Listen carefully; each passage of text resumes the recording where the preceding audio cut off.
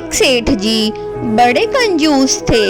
एक दिन उन्होंने दुकान पर बेटे को बिठा दिया और बोला कि बिना पैसे लिए किसी भी व्यक्ति को कुछ मत देना, मैं अभी आया।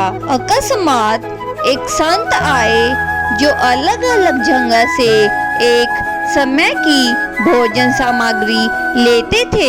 लड़के से कहा, बेटा जरा नमक दे दो। लड़के ने संत को डिब्बा खोलकर एक चम्मच नमक का दे दिया। सेठ जी आए तो देखा कि डिब्बा खुला पड़ा था। सेठ जी ने कहा, क्या बेचा? बेटा बोला, एक संत जो तालाब पर रहते हैं उनको एक चम्मच नमक दिया था। सेठ का माथा ठनका। वो बोले, अरे मूर्ख, इसमें तो जहरीला पदार्थ है। अब सेठ जी भागकर संत के पास गए। तब तक संत भोजन बनाकर भगवान का भोग लगाकर खाने की थाली लेकर बैठ चुके थे।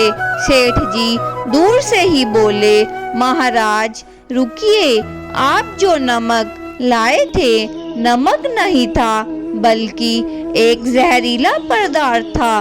कृपा करके आप ये भोजन ना करें।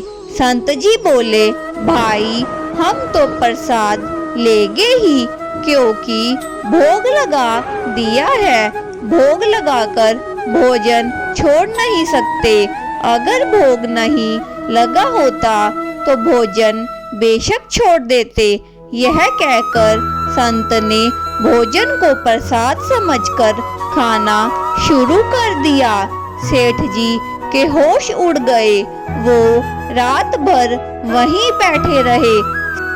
सेठ को बड़ी चिंता सता रही थी कि अगर संत को कुछ हो गया तो बड़ी बदनामी होगी। रात में अगर तबीयत बिगड़ी तो कम से कम वैद्य को दिखा देंगे। सोचते सोचते सेठ जी को नींद आ गई। सुबह हर रोज की तरह संत जल्दी उठ गए और नदी में स्नान करने लगे। सेठ जी ने कहा, महाराज तबीयत तो ठीक है। संत बोले, भगवान की कृपा से। इसके बाद वे पूजा के लिए मंदिर चले गए। जैसे ही संत ने मंदिर का द्वार खोला तो देखा कि भगवान के श्री विग्रह के दो भाग हो गए हैं और पूरा शरीर काला पड़ गया है। यह देखते ही सेठ को सब समझ आ गया कि भक्त के अटल विश्वास को देखकर भगवान ने भोजन का जहर भोग के रूप में स्वयं ग्रहण कर लिया और भक्त को प्रसाद ग्रहण कराया।